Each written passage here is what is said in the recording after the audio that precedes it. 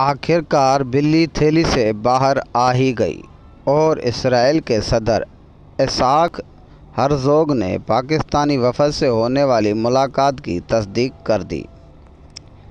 عالمی اقتصادی فورم میں بات چیت کرتے ہوئے اسرائیل نے کہا کہ گزشتہ ہفتے ان سے 2 وفود نے ملاقات کی، جن میں امریکہ میں مقیم 2 پاکستانی بھی شامل تھے۔ اسرائیلی صدر کا کہنا تھا کہ پاکستانی وفد سے ان کی ملاقات بے حد خوش آئندہ رہی۔ ڈیولپنگ پاکستان نامی ویب سائٹ کے مطابق یہ خبر گزشتہ ہفتے ہی منظر عام پر آ گئی تھی، تاہم پاکستان کی جانب سے اس پر کوئی وضاحت نہ کی گئی اور حالیہ دنوں میں ہونے والی پیش رفت کے بعد اس حوالے سے پیش گوئیاں جاری رہی۔ اسی دوران یہ خبر بھی آئی تھی کہ مولانا فضل الرحمان سعودی عرب کے دورے کے موقع پر اسرائیلی وفد سے ملاقات کریں گے۔ بی بی سی کے مطابق پاکستانی وفد کے شرکاء نے اسرائیلی پارلیمنٹ سمیت اہم مقامات کا دورہ کیا اور اسرائیلی صدر سے بھی ملاقات کی۔ وفد میں پی ٹی وی پروگرام کرنے والے اینکر احمد قریشی بھی شامل تھے۔ یوں اسرائیل کو تسلیم کرنے کی بحث شروع کروائی گئی۔ ان سب باتوں سے آپ کے ذہن میں یہ سوال ضرور ابھرتا ہوگا کہ پاکستان اگر اسرائیل کو تسلیم کر لے تو کیا ہوگا، اور اگر پاکستان اسرائیل کو تسلیم نہیں کر رہا تو اس کی کیا وجوہات ہیں۔ تو آج کی ویڈیو میں ہم آپ کو پاکستان کے اسرائیل کو تسلیم نہ کرنے کی وجوہات بتائیں گے۔ اسرائیل بطور ریاست تسلیم کرنے سے مراد ہوگا کہ پاکستان نے 1917 کے بالفور ڈکلیریشن کو تسلیم کر لیا ہے۔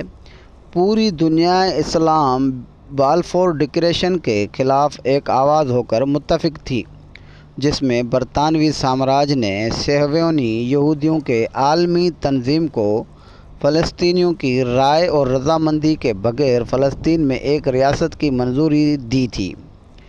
اسرائیل کو تسلیم کرنے کا مطلب تھیوڈور ہرزل کی صہیونی نظریاتی تحریک کو تسلیم کرنا ہے، جو کہ فلسطین میں غاصبانہ ونود آبادیات کے ذریعے ایک صہیونی ریاست کا قیام کا حامی تھا۔ ہرزل کی کتاب، جس میں الگ صہیونی ریاست، صہیونی قومی نظریاتی کے مقاصد درج ہیں، اساس کو دوبارہ اجاگر اور مضبوط کرنا، فلسطین میں یہودی آباد کاری کو فروغ، مضبوط حکومتوں کے ساتھ روابط بنانا تاکہ اسرائیل کی تخلیق اور فلسطین کے خاتمے کا مقصد پورا ہو۔ پاکستان کے بانیان اپنے عہد کے منجے ہوئے قانون دان اور بلند پایہ مفکرین تھے، جیسا کہ قائد اعظم محمد علی جناح، علامہ محمد اقبال، نوابزادہ لیاقت علی خان۔ ان لوگوں نے بالفور ڈکلیریشن اور مڈل ایسٹ میں پیدا ہونے والے دیگر سیاسی و جاسوسی محرکات کا بہت اچھے سے مطالعہ کیا۔ یہ لوگ عالمی و علاقائی معاملات کے مانے ہوئے لیڈرز تھے۔ وہ کیئرفل آئینی و قانونی اسٹڈی کے بعد اس نتیجے پر پہنچے کہ اسرائیل ہر اعتبار سے ایک غیر قانونی ریاست ہے، اس لیے اس کو تسلیم نہیں کیا جانا چاہیے۔ لہٰذا اگر پاکستان اسرائیل کو آج تسلیم کرتا ہے تو ہم اپنے بانیان کے بصیرت کی مخالفت کریں گے اور اس بات کو ثابت کریں گے کہ عالم اسلام کے ان عظیم مفکرین اور رہنماؤں نے اسرائیل کے معاملے پر غلط موقف اپنایا تھا۔ یہاں نہ صرف ایک بہت بڑی غلطی ہوگی بلکہ ان عظیم مفکرین کے افکار و خدمات سے غداری کے مترادف ہوگا۔ مذہبی نقطہ نظر سے یہ بات سمجھنا نہایت ضروری ہے کہ اسلام اور یہودیت دونوں اہل کتاب اور ابراہیمی مذہب ہیں، لیکن جہاں تک ایک دوسرے کے احترام کی بات ہے تو مسلمان انبیاء بنی اسرائیل حضرت یعقوب، حضرت یوسف اور حضرت داؤد اور حضرت موسیٰ علیہ السلام کو مانتے ہیں، جبکہ یہودی پیغمبر اسلام صلی اللہ علیہ وسلم کا انکار کرتے ہیں، اسی لیے ہم نے ان کا نہیں بلکہ انہوں نے ہمارا انکار کیا ہے۔ کبھی کسی مسلمان نے انبیاء بنی اسرائیل میں سے کسی کی توہین نہیں کی، لیکن اسرائیلی سوشل میڈیا اور کئی ایک سیونی لکھاری آئے روز ہمارے نبی پاک صلی اللہ علیہ وسلم کی توہین کرتے رہے۔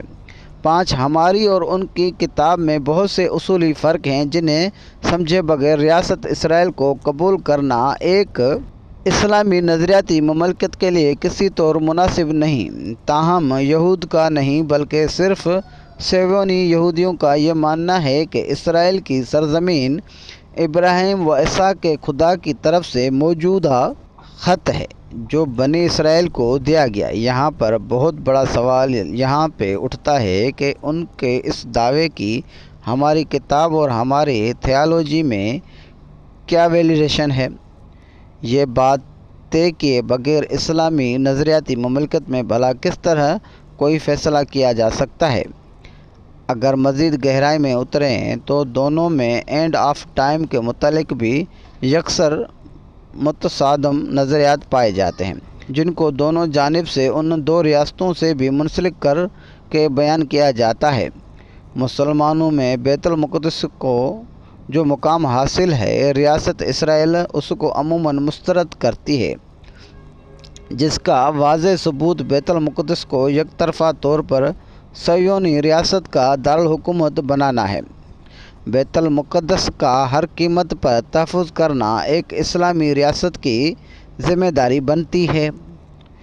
صہیونیوں کا دعویٰ ہے کہ اللہ تعالیٰ کا بنی اسرائیل سے وعدہ ہے کہ انہیں دریائے نیل سے فرات کے درمیان کی سرزمین دے گا۔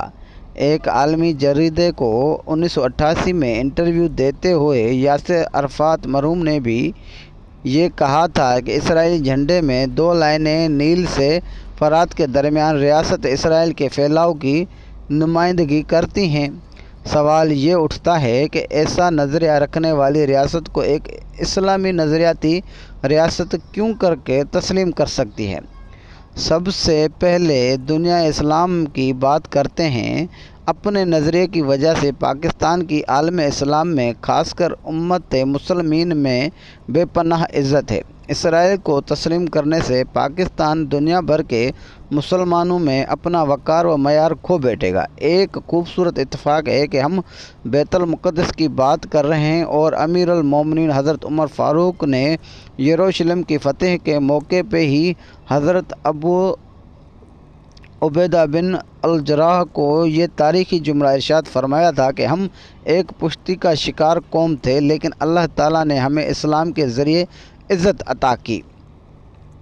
اگر ہم اسلام کو چھوڑ کر عزت دار بننا چاہیں گے تو جس نے عزت دی ہے وہ پھر ذلیل و رسوا کر دے گا۔ کیا امیر المومنین حضرت عمر رضی اللہ تعالیٰ کے زمانے کی بات ہے یا پھر ہمارے زمانے کی؟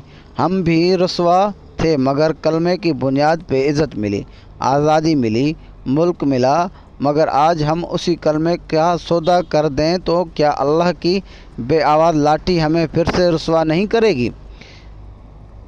اگر پاکستان 1948 میں یا اس سے متصل کے بعد چند برسوں میں ہی اسرائیل کو تسلیم کر لیتا تو شاید مادے فائدے سمیٹ سکتا تھا، مگر اس وقت وزیر اعظم پاکستان نواب زادہ لیاقت علی خان نے امریکی صنعت کاروں اور تاجروں کی اسرائیل کو تسلیم کرنے کے عوض بہت بڑی ملٹری اور اکنامک پیکیج کی آفر کو ٹھکرا دیا تھا۔ تاہم آج جب علاقائی بلاک اتحاد بنائے جا چکے ہیں، ہمارے خطے جنوبی ایشیا میں اسرائیل اپنے ایسے مستقل دوست بنا چکا ہے جنہوں نے آج تک پاکستان کا وجود تسلیم نہیں کیا۔ اسی لیے اسرائیل کو تسلیم کرنا پاکستان کے لیے مزید مشکلات پیدا کرے گا۔ علاقائی سیاست میں پاکستان چین اور روس کے ساتھ مضبوط روابط قائم کر کے اکنامک کو ریڈ رو کے منصوبہ کو کامیاب بنانا چاہتا ہے، لیکن اسرائیل اور امریکہ اس منصوبے کے خلاف ہیں۔ اس بات پہ ایک سیر حاصل تحقیق پیش کی جاتی ہے کہ کس طرح اسرائیل اخبارات، جرائد اور ویب سائٹس نے سی پیک کے خلاف پروپیگنڈا کیا ہے، لہٰذا اسرائیل کو تسلیم کرنا علاقائی سیاست میں پاکستان کے لیے سود مند ثابت نہیں ہو سکتا۔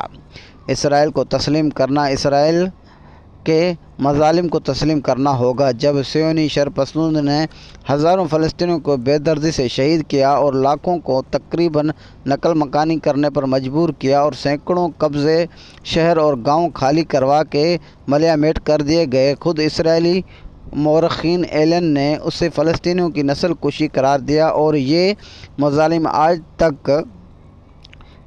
آج تک جاری ہیں۔ کوئی ایسا دن نہیں جب فلسطینی مسلمانوں پر ظلم و جبر نہ آزمایا گیا ہو۔